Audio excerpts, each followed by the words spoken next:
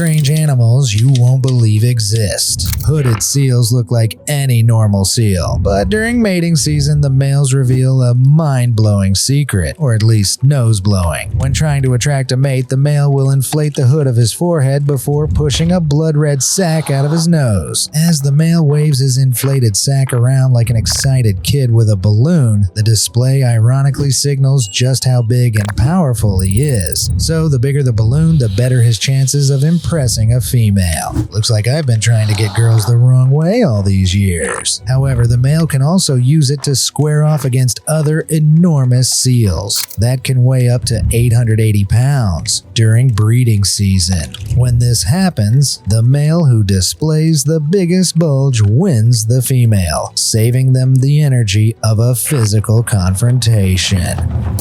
Deer are beautiful, majestic animals, but there's one member of the deer family that's a lot less awe and a lot more Instead of growing regal-looking antlers, water deer grow huge, terrifying fangs instead. Water deer are completely herbivorous, and males use these fangs like antlers to compete for mates and territory. However, their vicious appearance doesn't seem so threatening when you realize that they only stand about 2 feet tall. Funnily enough, the ancestors of all deer were small and had both tusks and antlers. But as they evolved, the larger of the species developed larger antlers and lost their fangs, while smaller deer kept their tiny tusks. This is going to make for one very freaky Bambi prequel.